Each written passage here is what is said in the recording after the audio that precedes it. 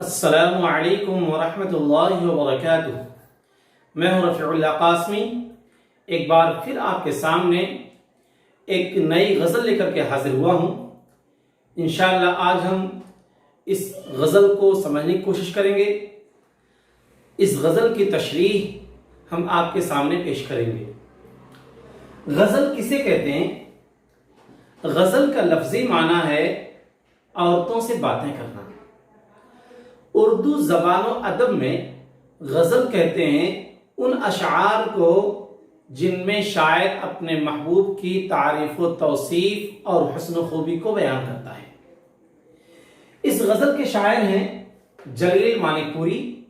جلیل کا نام، شاعر کا نام جلیل حسن ہے اور یہ مانک پور کے رہنے والے ہیں، اسی وجہ سے ان کو مانک پوری کہا جاتا ہے۔ مانک پور یہ یو پی کے اندر اودھ میں ایک مقام کا نام ہے، یہیں کے رہنے والے تھے، یہیں ان کی پیدائش ہوئی تھی، تو ان کا نام ہے جلیل مانک پوری۔ یہ دراصل آزادی کے پہلے کے شاعر ہیں، 1946 میں ان کا انتقال ہوا ہے۔ یہ جو غزل آپ دیکھ رہے ہیں، زمانہ ہے کہ گزرا جا رہا ہے، یہ پوری غزل انہیں کی ہے۔ غزل کے بارے میں ایک بات یاد رکھنی چاہیے کہ غزل کا ہر شعر الگ الگ مفہوم رکھتا ہے، اور ایسا نہیں ہے کہ غزل کے تمام اشعار محبوب ہی کے متعلق ہوں، بلکہ کچھ اشعار ہوتے ہیں جو نصیحت آمیز ہوتے ہیں، کچھ اشعار محبوب کی تعریف و توصیف میں نہیں ہوتے، اور کچھ اشعار محبوب کی تعریف و توصیف میں ہوتے ہیں۔ جیسے کہ اس غزل میں دیکھیں گے آپ، پوری غزل میں تو ہمارے خیال سے یہ شعر اور یہ شعر، یہی تو محبوب کے بارے میں کہا گیا ہے، باقی تو عام نصیحت کے کلمات ہیں جو شاعر اپنا خیال آپ کے سامنے پیش کرنا چاہتا ہے۔ تو آج ہم اس غزل کی تشریح کریں گے۔ اب تشریح کرنے جا رہے ہیں، غور کیجئے۔ شاعر کہتا ہے، زمانہ ہے کہ گزرا جا رہا ہے۔ زمانہ کہتے ہیں وقت کو، ٹائم کو۔ زمانہ گزرا جا رہا ہے۔ وقت جو ہوتا ہے وہ کسی کا انتظار نہیں کرتا، کسی کے لیے رکتا نہیں ہے، ٹھہرتا نہیں ہے۔ زمانہ جاری رہتا ہے، چلتا رہتا ہے۔ یہ دریا ہے کہ بہتا جا رہا ہے۔ شاعر نے زمانہ کو دریا کہہ دیا، کہہ رہا ہے کہ جس طریقے سے دریا بہتا جاتا ہے، دریا کو کوئی روکنے والا نہیں ہوتا، اسی طریقے سے زمانہ ہے، زمانہ کی مثال دریا جیسی ہے، دریا بہتا رہتا ہے، ایسے ہی وقت اور زمانہ بھی گزرتا رہتا ہے، کسی کے روکنے سے زمانہ رکتا اور ٹھہرتا نہیں ہے۔ اور اگلے شعر میں اسی زمانے کے متعلق شاعر اپنی بات کو رکھنا چاہتا ہے، زمانے پر ہنسے کوئی کی روئے۔ زمانے پر ہنسنا یا رونا ایک محاورہ ہے، سمجھیے۔ لوگ کہتے ہیں کہ جب کسی آدمی کو پریشانی آتی ہے تو وقت کو لوگ کوستے ہیں، کہتے ہیں نا وقت بہت برا ہے، وقت نے ہمارے ساتھ وفا نہیں کیا، اس طرح کے کلمات بولتے ہیں۔ تو اس دنیا میں جو لوگ بھی بستے ہیں، ان میں کبھی خوشی کے مواقع پیش آتے ہیں اور کبھی غم کے مواقع پیش آتے ہیں۔ کبھی انسان کو خوشی ہوتی ہے اور کبھی غم ہوتا ہے۔ حالات ایک جیسے ہر ایک کے ساتھ ہمیشہ نہیں رہتے۔ کسی کے ساتھ آج اچھے حالات ہیں تو زمانے کی تعریف کر رہا ہے، کہہ رہا ہے کہ بھائی زمانہ بہت اچھا ہے، اور اگر کسی کے ساتھ کوئی برا ہو رہا ہے تو کہتا ہے بھائی زمانہ بہت برا ہے۔ تو شاعر کہہ رہا ہے، زمانے پر ہنسے کوئی کی روئے، یعنی زمانے کو چاہے کوئی اچھا کہے یا زمانے کو کوئی برا کہے، زمانے پر ہنسے کوئی کی روئے، جو ہونا ہے وہ ہوتا جا رہا ہے۔ زمانے میں جو ہونا ہے اللہ نے پہلے لکھ دیا ہے، تقدیر میں، قسمت میں سب کچھ لکھ دیا ہے، ویسے ہی ہوگا جیسے اللہ نے تقدیر میں اپنے فیصلے میں لکھ دیا ہے۔ اب کسی کے رونے سے، کسی کے ہنسنے سے زمانہ اور وقت رکتا نہیں ہے، بلکہ جو اللہ نے منصوبہ بنایا ہے، جو پلان بنایا ہے، وہ ہوتا ہی رہے گا۔ گویا کہ شاعر ان 4 مصروں سے یہ کہنا چاہتا ہے کہ دیکھیے، وقت ایک ایسی قیمتی چیز ہے کہ کسی کا انتظار نہیں کرتا ہے۔ ہمیشہ ہم سب کو وقت کے ساتھ چلنا چاہیے۔ وقت ہمارے ساتھ نہیں چلتا، وقت ہمارا ساتھ نہیں دیتا، ہم کو وقت کا ساتھ دینا ہوگا، وقت کا صحیح استعمال کرنا ہوگا، وقت سے فائدہ اٹھانا ہوگا، ورنہ وقت تو ایسا بے وفا ہے کہ یہ گزرتا رہتا ہے، کسی کا انتظار نہیں کرتا۔ اگر چاہیں تو آپ وقت سے فائدہ اٹھائیے، اور اگر چاہیں تو آپ وقت کو برباد کیجیے، وقت کا ساتھ چھوڑ دیجیے، وقت گزرتا چلا جائے گا اور آپ کہیں دوسرے رخ پر چلتے چلے جائیں گے۔ آگے دیکھیے تیسرا شعر، جو کچھ ان کی نگاہیں کر رہی ہیں۔ اب شاعر اس شعر میں اپنے محبوب کے بارے میں کچھ کہنا چاہتا ہے۔ جو کچھ ان کی نگاہیں، کن کی نگاہیں؟ محبوب کی نگاہیں۔ جو کچھ ان کی نگاہیں کر رہی ہیں، وہ دل پر نقش ہوتا جا رہا ہے۔ شاعر یہاں خطاب اپنے محبوب کو کیا ہے اور کہنا یہ چاہتا ہے کہ جو کچھ میرے محبوب کی نگاہیں کر رہی ہیں، چاہے میرے محبوب کی نگاہیں مجھ پر کرم کریں یا ستم کریں، اگر محبوب میرے موافق کر رہا ہے اور محبوب میرے من کے مطابق کر رہا ہے تو ہم کہتے ہیں کہ یہ تو محبوب کا مجھ پر کرم ہے۔ اور اگر محبوب میری بات کو نہیں مانتا ہے، میری امیدوں کے خلاف کرتا ہے، تو ہم کہتے ہیں یہ تو محبوب میرے اوپر ستم کر رہا ہے۔ تو شاعر کہہ رہا ہے کہ جو کچھ ان کی نگاہیں کر رہی ہیں، جو کچھ محبوب کی نگاہیں کر رہی ہیں، چاہے وہ میرے موافقت میں کر رہی ہوں یا میری مخالفت میں، وہ دل پر نقش ہوتا جا رہا ہے۔ میں بہت غور سے اپنے محبوب کو دیکھ رہا ہوں، محبوب کی نگاہوں کو پرکھ رہا ہوں، اور ان کی نگاہیں جو کچھ کر رہی ہیں وہ میرے دل میں بیٹھتا چلا جا رہا ہے، میرے دل پر نقش ہوتا چلا جا رہا ہے۔ دل پر نقش ہونا یعنی دل پر کسی بات کا چھپ جانا، دل میں کسی بات کا بیٹھ جانا۔ اور آگے شاعر کہتا ہے، بہار آئی کہ دن ہولی کے آئے، گلوں میں رنگ کھیلا جا رہا ہے۔ بہار آئی، بہار جانتے ہیں آپ، بہار مینس موسم بہار، یہاں بہار سے مراد موسم بہار ہے۔ 4 موسم ہوتے ہیں، گرمی، سردی، موسم خزاں، موسم بہار۔ موسم بہار کو موسم ربیع بھی کہتے ہیں۔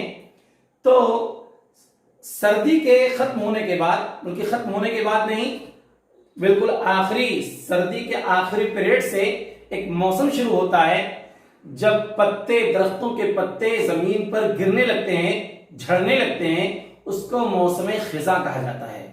اور موسم خزاں جیسے ہی ختم ہوتا ہے تو پھر موسم بہار آ جاتا ہے۔ موسم بہار یہ تقریباً 15 فروری سے شروع ہوتا ہے اور 15 مئی تک یہ رہتا ہے۔ تو جب پتجھڑ یعنی موسم خزاں فروری سے پہلے ختم ہو جاتا ہے اور موسم بہار کا آغاز ہوتا ہے، تو اس وقت پتے جو درختوں سے جھڑ گئے تھے تو ان درختوں پر نئے پتے اگنے شروع ہوتے ہیں اور کھیتوں میں ہریالیاں ہونے لگتی ہیں اور رنگ برنگ کے پھول کھلنے لگتے ہیں موسم بہار میں۔ تو شاید اسی بات کو کہہ رہا ہے کہ بہار آئی کہ دن ہولی کے آئے۔ شاعر کہہ رہا ہے کہ جب موسم بہار آتا ہے تو ایسا لگتا ہے کہ ہولی کے دن آ گئے۔ جیسے ہولی میں رنگ، مختلف رنگ دیکھنے کو ملتے ہیں اور لوگ ہولی کھیلتے ہیں، کلر ایک دوسرے کے اوپر، رنگ ایک دوسرے کے اوپر پھینکتے ہیں تو مختلف رنگ دیکھنے کو ملتا ہے، ایسے ہی جب موسم بہار آتا ہے تو مختلف طرح کے رنگ اور پھول، مختلف طرح کی ہریالیاں دیکھنے کو ملتی ہیں۔ بہار آئی کہ دن ہولی کے آئے، گلوں میں رنگ کھیلا جا رہا ہے۔ گل مینس پھول، گلوں میں رنگ کھیلا جا رہا ہے۔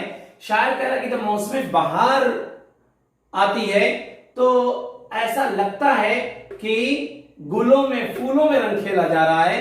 جیسے ہولی کے موقع پر لوگ کلر سے ایک دوسرے کے اوپر رنگ پھینک کر کے ہولی کھیلتے ہیں، لیکن جب بہار کا موسم آتا ہے تو ایسا لگتا ہے کہ پھولوں میں اور گلوں میں ہولی کھیلی جا رہی ہے.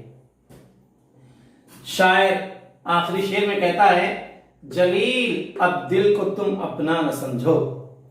جلیل اب دل کو تم اپنا نہ سمجھو. دیکھیے جلیل یہ شاعر کا ادبی نام ہے جلیل، اور اس پہ دیکھیے یہ نشان خیال کیجئے، نشان لگا ہوا ہے، ایک تخلص کا نشان ہے. تخلص دیکھیے، تخلص کا ایک لفظ یہاں آیا ہوا ہے. دیکھیے تخلص، تخلص کسے کہتے ہیں؟ تخلص کہتے ہیں شاعر کے ادبی نام کو جسے شاعر اپنے کلام کے، اپنے شعر کے آخر میں استعمال کرتا ہے. جیسے شاعر کا اصل نام تھا جلیل حسن، لیکن ایک مختصر نام، شارٹ نام جو شاعر اپنے شعر کے آخر میں استعمال کرے گا، جیسے یہاں جلیل ہے، تو اس مختصر نام کو، اس ادبی نام کو جسے شاعر اپنے شعر کے آخر میں استعمال کرے اسے تخلص کہتے ہیں. تو جلیل یہ تخلص ہے. جلیل اب دل کو تم اپنا نہ سمجھو. شاعر اپنے آپ کو کہہ رہا ہے کہ جلیل اب جو تمہارا دل ہے اس دل کو اپنا دل مت سمجھو. کیوں؟ اس لیے کہ یہ دل تم نے اپنے محبوب کو دے دیا ہے. یہ دل کسی غیر نے لے لیا ہے، کسی محبوب نے لے لیا ہے. جلیل اب دل کو تم اپنا نہ سمجھو، کوئی کر کے اشارہ جا رہا ہے. اپنے دل کو اپنا دل نہ سمجھو، اس لیے کہ محبوب آیا تھا اور محبوب کچھ اشارہ کر کے جا رہا ہے، گویا کہ میرا دل لے کر کے چلا جا رہا ہے، میرا دل اچک کر لے کر وہ چلا گیا. اب جو دل میرا ہے وہ میرے پاس موجود نہیں ہے. جلیل اب دل کو تم اپنا نہ سمجھو، کوئی کر کے اشارہ جا رہا ہے. یہ شعر کی تشریح تھی اور غزل کی تشریح تھی جو میں نے آپ کو سمجھا دیا، تو جس میں شاعر نے وقت اور زمانے کو صحیح استعمال کرنے کی گویا کی نصیحت کی ہے، اور پھر کچھ محبوب کی تعریف کی ہے دونوں اشعار میں. اور یہاں جو ہے وقت ہی کے بارے میں یہاں بھی بیان کیا ہے کہ دیکھیے وقت جو ہوتا ہے یکساں نہیں رہتا، کبھی خزاں پتجھڑ آتا ہے، کبھی اس پر پھر نئے نئے پتے آتے ہیں. تو وقت اور حالات عدلتے بدلتے رہتے ہیں، اور وقت کے مطابق چلنا چاہیے، وقت کا استعمال صحیح کرنا چاہیے، ورنہ وقت جو ہے کسی کا انتظار نہیں کرتا، کسی کے لیے رکتا نہیں ہے. غزل کی تشریح مکمل ہو گئی. اب یہاں ہم نے کچھ اصطلاحی الفاظ لکھ رکھے ہیں، ان کو سمجھنا ہے. غزل میں مستعمل اصطلاحات، یہ جو میں نے نام لکھے، شعر، مصرع، مطلع، مقطع، تخلص، قافیہ، ردیف، یہ تمام الفاظ ایسے ہیں جو نظم میں استعمال ہوتے ہیں، غزل میں استعمال ہوتے ہیں، نعت وغیرہ میں استعمال ہوتے ہیں. تو ان سب الفاظ کو سمجھنا چاہیے کہ ان کی تعریف کیا ہے، ان کی حقیقت کیا ہے. پہلا لفظ شعر. شعر کسے کہتے ہیں؟ آپ جانتے ہیں شعر اور پویم، نعت اور نظم جو ہوتی ہے وہ دو لائن کا، دو سطر کا ایک پیر ہوتا ہے، دو سطروں کی ایک جوڑی ہوتی ہے. تو دو سطروں کی جوڑی کو شعر کہتے ہیں. جیسے یہاں دیکھیے یہ دو سطر کی جوڑی ہے، دیکھیے اتنے کو ایک شعر کہیں گے اور اتنے کو ایک شعر کہیں گے. یہ دو لائن کی جو جوڑی ہے اس کو ایک شعر کہیں گے.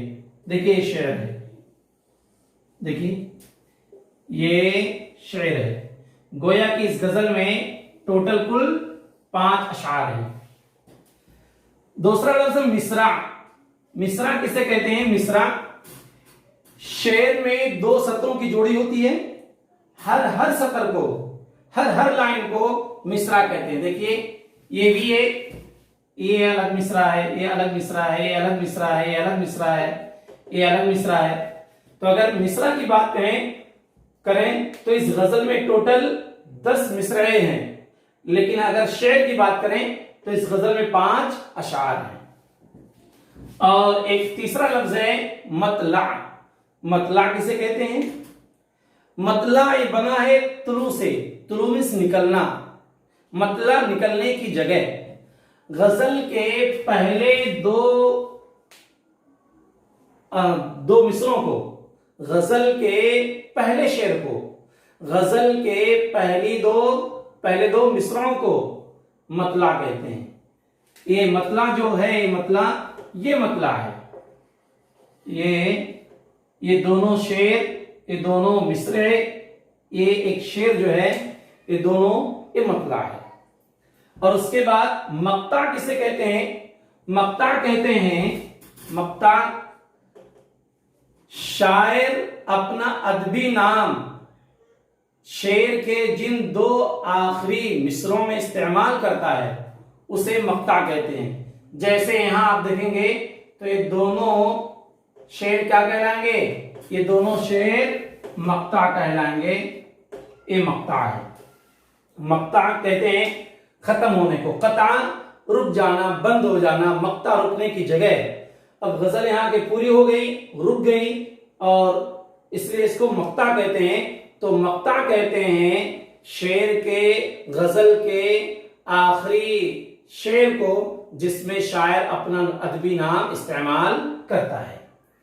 اور تخلص میں نے سمجھا دیا ہے، تخلص کسے کہتے ہیں۔ ایک لفظ اور ہے قافیہ۔ قافیہ کسے کہتے ہیں؟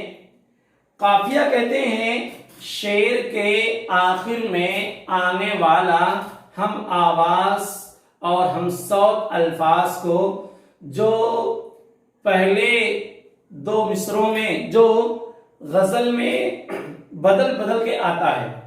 یہ جو قافیہ ہوتا ہے یہ غزل کے پہلے دونوں مصروں میں ہوتا ہے۔ جیسے دیکھیے زمانہ ہے کہ گزرا جا رہا ہے، گزرا بہتا، یہ دیکھیے ہم صوت الفاظ ہیں، رائمنگ الفاظ ہیں، یہی کیا ہے؟ یہ قافیہ ہے۔ قافیہ غزل کے مطلع کے دونوں مصروں میں آتا ہے، اور اس کے بعد پھر شعر کے دوسرے مصرے میں آتا ہے۔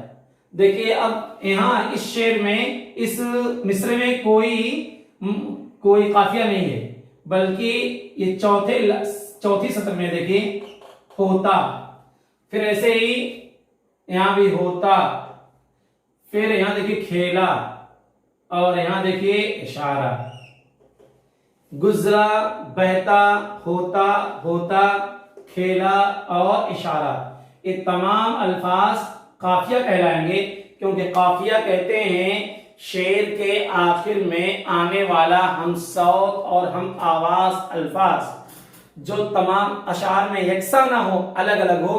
آپ دیکھ رہے ہیں تمام اشعار میں یکساں نہیں ہے، یہاں گزرا ہے، یہاں بہتا ہے، یہاں ہوتا ہے، یہاں بھی ہوتا ہے، یہاں کھیلا ہو گیا اور یہاں اشارہ ہو گیا، تو یہ مقطع ہے، یہ قافیہ ہے۔ اور آخری لفظ ہے ردیف۔ ردیف دیکھیے یہ قافیہ کے بعد آتا ہے، بالکل اخیر میں آتا ہے۔ ردیف کبھی ایک لفظ ہوتا ہے، کبھی دو لفظ ہوتا ہے، کبھی 3 الفاظ کا مجموعہ ہو سکتا ہے ردیف۔ تو ردیف کہتے ہیں شعر کے آخر میں آنے والا لفظ یا چند الفاظ کا مجموعہ جو تمام اشعار میں یکساں ہو، تمام اشعار میں سیم آئے گا، ایک ہی لفظ وہ ریپیٹ ہوگا بار بار، تو ایسے لفظ کو ردیف کہتے ہیں۔ مثال کے طور پر جا رہا ہے، دیکھیے جا رہا ہے، ریپیٹ ہو رہا ہے، دیکھیے جا رہا ہے، یہاں بھی جا رہا ہے۔ یہ دیکھیے جا رہا ہے کہ جو لفظ ہے چند الفاظ ہیں، 2 الفاظ ہیں، مجموعہ ہے ایک، تو جا رہا ہے یہ ردیف ہے۔ اور جہاں بھی آئے گا دیکھیے جا رہا ہے، ریپیٹ ہو رہا ہے، بار بار آ رہا ہے، تو ردیف کہتے ہیں ان الفاظ کو جو ردیف کے بعد آئیں لیکن وہ تمام اشعار میں یکساں ہوں، ایک ہی ہو، بار بار اسے دہرایا جائے، مکرر لایا جائے۔ تو میں سمجھتا ہوں کہ آپ لوگوں نے یہ جو چند الفاظ، اصطلاحی الفاظ ہیں، وہ آپ لوگوں نے سمجھ لیا ہوگا، اور اس کو سمجھیے، بہت ضروری چیز ہے کہ شعر کسے کہتے ہیں، مصرع کسے کہتے ہیں، مطلع کسے کہتے ہیں، مقطع کسے کہتے ہیں، تخلص کسے کہتے ہیں، قافیہ کسے کہتے ہیں، ردیف کسے کہتے ہیں۔ یہ تمام اصطلاحات آپ ذہن میں رکھیے، یاد کر لیجئے، یہ سب کام آتے ہیں۔ اور اردو ادب میں یہ سب بہت ضروری اصطلاحات ہیں۔ تو میں سمجھتا ہوں کہ آپ لوگوں نے آج کے اس غزل کو سمجھ لیا ہے، اس کا مفہوم بھی سمجھ لیا ہے، اور جو غزل کے اردو ادب کے جو اصطلاحات ہوتے ہیں ان اصطلاحات کی روشنی میں بھی اس غزل کو آپ نے سمجھ لیا ہے۔ اللہ تعالی ہم سب کو عمل کرنے کی توفیق عطا فرمائے۔ السلام علیکم ورحمۃ اللہ وبرکاتہ۔